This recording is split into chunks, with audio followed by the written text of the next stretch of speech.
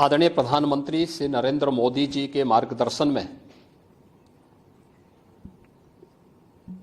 देश की नई संसद में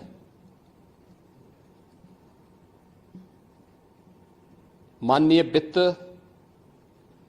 मंत्री जी ने देश का आम बजट प्रस्तुत किया है। यह बजट सर्वस्पर्शी,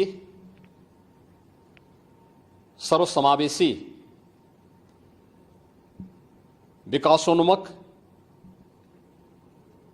140 करोड़ भारतवासियों की आशा, आकांक्षा और अमृत काल के संकल्पों को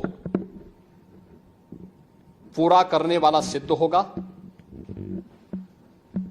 आम बजट 2024-25 आत्मनिर्भर एवं विकसित भारत के निर्माण का एक आर्थिक दस्तावेज है। इस आम बजट में अंत्योदय की पावन भावना, विकास की असीम संभावना और नवोन्मेष की नवदृष्टि है। इस आम बजट में अन्नदाता किसानों की समृद्धि के लिए 1,52,000 करोड़ रुपए, कृषि और सहायक सेक्टर के लिए, महिला सशक्तिकरण के लिए 3 लाख करोड़ रुपए से अधिक का प्रावधान किया गया है। स्वाभाविक रूप से आधी आबादी, देश के सबसे बड़े राज्य उत्तर प्रदेश की आधी आबादी इससे सर्वाधिक लाभान्वित होने वाली है, और खासतौर पर तब जब उत्तर प्रदेश 2020 से ही मिशन शक्ति के कार्यक्रम को प्रभावी ढंग से यहां पर जमीनी धरातल पर उतार रहा है। सर्वाधिक अन्नदाता किसान उत्तर प्रदेश के अंदर निवास कर रहा है। उन अन्नदाता किसानों की समृद्धि में आज संसद में प्रस्तुत आम बजट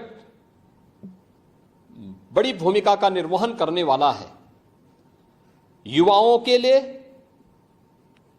लाखों नौकरियों के साथ साथ मध्यम वर्गीय परिवार के लिए प्रत्यक्ष कर यानी इनकम टैक्स में जो नए टैक्स स्लैब की घोषणा हुई है, ये सभी अभिनंदनीय है, स्वागत योग्य हैं। इस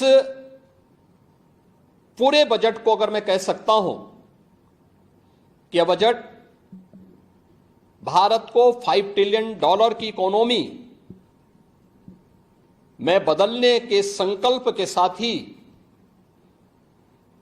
दुनिया के ग्रोथ इंजन के रूप में भारत की भूमिका को और विकसित भारत की संकल्पना को साकार करने का एक आर्थिक दस्तावेज के रूप में यह देश की संसद में प्रस्तुत किया गया है।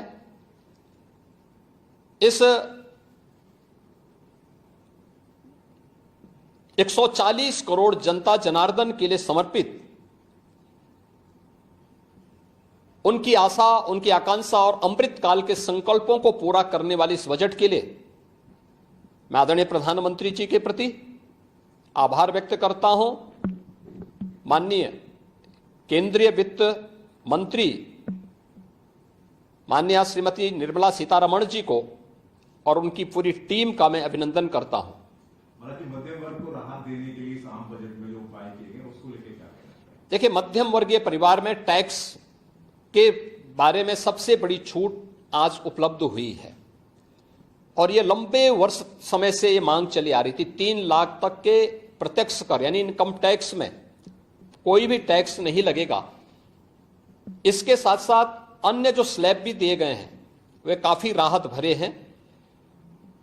अलग अलग सेक्टर के लिए जो प्रावधान किए गए हैं, गांव के लिए, गरीब के लिए, किसान के लिए, नौजवान के लिए, एमएसएमई सेक्टर के लिए, ये लाखों नौकरियों को क्रिएट इससे होगा। इंडस्ट्री के लिए जो प्रावधान किए गए हैं मुझे लगता है ये सभी स्वागत योग्य हैं और नौजवानों के लिए, समाज के हर तबके के लिए, महिला सशक्तिकरण के लिए, अन्नदाता किसानों के लिए, सभी तबके के लिए जो कुछ भी प्रावधान इसमें किया गया है, मैं कह सकता हूं कि यह राम राज्य की अवधारणा को साकार करने वाला एक सर्वस्पर्शी, सर्वसमावेशी और विकासोन्मुख बजट के रूप में यह मोदी 3 का यह पहला बजट जाना जाएगा।